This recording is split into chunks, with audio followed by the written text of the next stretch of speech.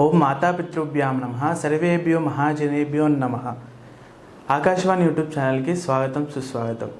ఈరోజు మనం వచ్చేసి మహాలయ అమావాస్య గురించి, పెద్దల అమావాస్య గురించి, ఆ రోజు ఏ దానాలు చేయాలి, ఏ సమయంలో చేసుకోవాలి, అలానే ఆ రోజు 21వ తారీఖు సెప్టెంబర్ అమావాస్య వస్తుంది. అదే రోజున బతుకమ్మ కూడా వస్తుంది. ఆ రోజు ఈ ప్రాంతంలో తెలంగాణ వాళ్ళు ఏ సమయంలో బతుకమ్మ చేసుకోవాలో ఈ అన్నిటి విషయాల గురించి గురువుగారిని అడిగి తెలుసుకుందాం. నమస్కారం గురుగారు. అందరికీ శుభాశీస్సులండి. మనకు భాద్రపద మాసం, అలాగే బహుళపక్షం, కృష్ణపక్షం, పౌర్ణమి అయిపోయిన తర్వాత 8వ రోజు అంటే 8వ తారీఖు నుంచి 21వ తారీఖు వరకు కూడా ఈ యొక్క పక్షం అనేది మహాలయ పక్షం. మహాలయ పక్ష ప్రారంభమై అలాగే జరుగుతుంది. ఇప్పుడు ఏమిటి అంటే మనకు ఈ యొక్క పక్షంలో పిండ ప్రదానాలు చేసుకునే వాళ్ళు కానీ, ఆబ్దికాలు చేసుకునే వాళ్ళు కానీ అందరూ కూడా చేసుకుంటూ ఉంటారు. అయితే ఈ పక్షంలో చేయవలసినటువంటి నియమాలు ఏమిటి అంటే, మనం ముఖ్యంగా చెప్పాలి అంటే ఈ పక్షంలో 15 రోజుల్లో ఎవరికి ఎప్పుడు వీలైతే అప్పుడు చేసుకోవడం. అందులోనూ ఇంట్లో కుటుంబంలో ఒకవేళ కార్యక్రమం చేసుకునేదానికి ఇంట్లో ఆడవాళ్ళు బహిష్ట అయినప్పుడు చేయలేని వాళ్ళందరూ కూడా లాస్ట్లో అమావాస్య రోజుతో కంప్లీట్ అవుతుంది కాబట్టి ఆ రోజున చేసుకోవాలి. ఇదే కాకుండా ఆ రోజు మొత్తం అంతా కూడా దేశవ్యాప్తంగా అందరూ కూడా చేసుకోవాలి. ఇవి కొన్ని ప్రాంతాల్లో కూడా చేయరన్నమాట. అంటే సంక్రాంతి అనే అప్పుడు చేస్తారు పెద్దలకి.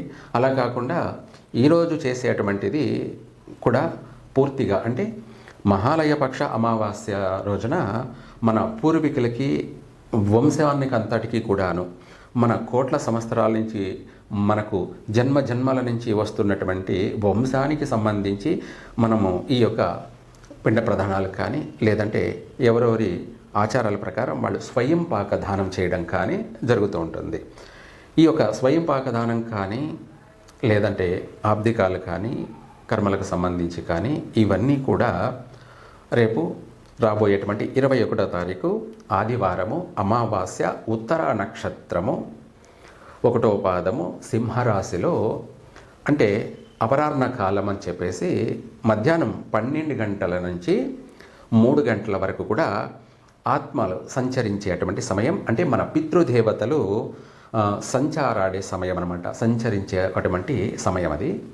ఆ సమయంలో అబ్దికాలు కానీ, పిండ ప్రధానాలు కానీ, అలాగే ఈ మనం స్వయం పాకదానాలు అంటాం కదా, మన పూర్వీకులకు సంబంధించి మన పెద్దలకు ఇష్టమైనటువంటి పిండి వంటలు కానీ, కూరగాయలు కానీ, అనేక వంట సామాగ్రి కానీ వీటన్నిటితో పాటు కూడా లవణ దానం అంటే ఉప్పు, తిలదానము అంటే నూనె, ఇవి అన్నిటితో కలుపుకొని కందిపప్పుతో సహా అన్నీ కూడా ఇవి మనకు ప్రధానంగా పితృదేవతలకు చెందేటువంటి విషయాలు ఏమన్నా ఉన్నాయి అంటే నువ్వులు, అలాగే ఆయిలు, వీటితో పాటు కందిపప్పు, అలాగే లవణము అంటే ఉప్పు, ఇవి ఇంపార్టెంట్గా పితృదేవతలకు సంబంధించి మనకు విముక్తి పొందడానికి ఇవి ప్రధానంగా చేయాలి దానం.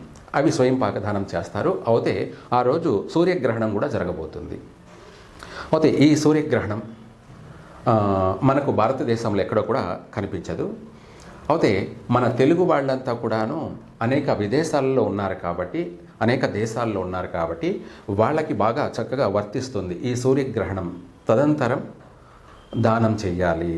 సూర్యగ్రహణం ఉంది కాబట్టి గ్రహణానికి ముందు చేయకూడదు, గ్రహణ తర్వాత చేయాలి. కాబట్టి వీలైనంత వరకు భారతదేశంలో కనిపించదు కాబట్టి వీళ్ళు మధ్యాహ్న సమయంలో అపరాహ్న కాలంలోనే ఈ యొక్క స్వయంపాక దానాలు చేయడం కానీ, పిండ ప్రధానాలు కానీ, అలాగే ఆబ్దికాలు కానీ ఇవన్నీ కూడా ఏ కార్యక్రమాలైనా కూడా ఆచరించినట్టయితే ఈ యొక్క సూర్యగ్రహణము, ఆదివారము, అమావాస్య, ఉత్తర నక్షత్రము, సింహరాశి, ఈ ఆదివారం అమావాస్య ప్రత్యేకమైనటువంటిది.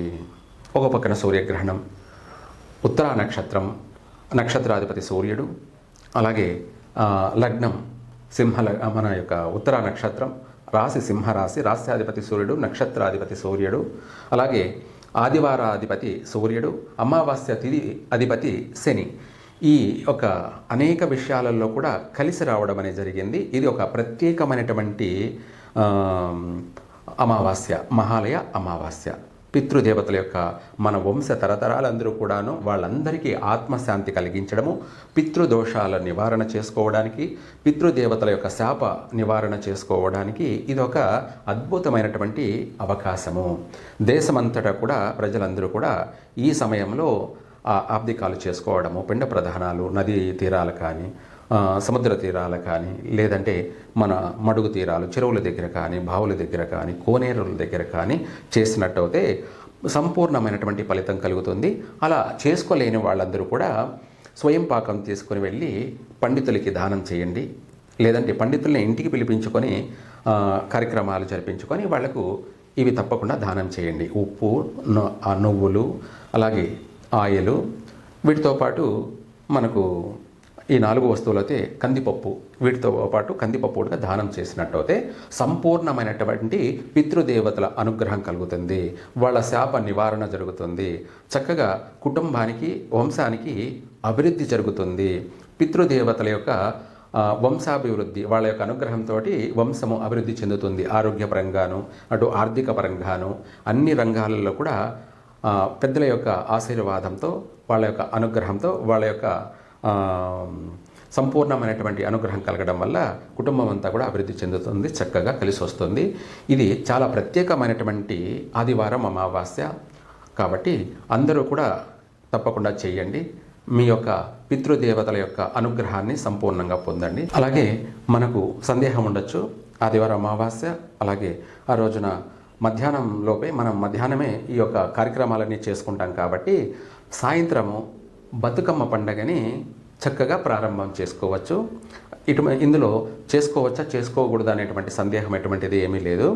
ఆదివారం అమావాస్య సాయంత్రం, అలాగే 5 తర్వాత, అంటే 5 తర్వాత అనే దానికన్నా కూడా చెప్పాలంటే వాస్తవంగా 5 నుంచి అంటే 4:30, 6 వరకు రాహుకాలం ఉంటుంది. 6 తర్వాత ప్రారంభం చేసినట్టయితే ఈ యొక్క బతుకమ్మ కార్యక్రమాన్ని చాలా చక్కగా కలిసి వస్తుంది. అలాగే మంచి శుభ సమయం కూడా 6 తర్వాత రాహుకాలం అయిపోతుంది, గురుహోర ప్రారంభమవుతుంది. కాబట్టి ఆ గురుహోరలో అమ్మవారిని బతుకమ్మ ప్రారంభం చేసినట్టయితే, అమ్మవారిని ఆ యొక్క ఆట పండగను ప్రారంభం చేసుకున్నట్టయితే అందరికీ కూడా చేసినందుకు గాను చక్కగా కలిసే వస్తుంది, మంచిగా జరుగుతుంది. సర్వేజన సుఖినో భవంతు. చాలా చక్కగా అందరికీ అర్థమయ్యేలా చెప్పినందుకు ధన్యవాదాలు గురుగారు. అలాగే ఆకాశవాణి యూట్యూబ్ ఛానల్ నుంచి మీరందరూ ముందుగానే అన్ని విషయాల గురించి తెలుసుకోవడం కొరకు, అన్ని వీడియోస్ గురించి కొంచెం ముందుగానే మీరు అప్డేట్ అవ్వడం కొరకు సబ్స్క్రైబ్ చేసుకోండి, లైక్ చేయండి, షేర్ చేయండి. Thank you.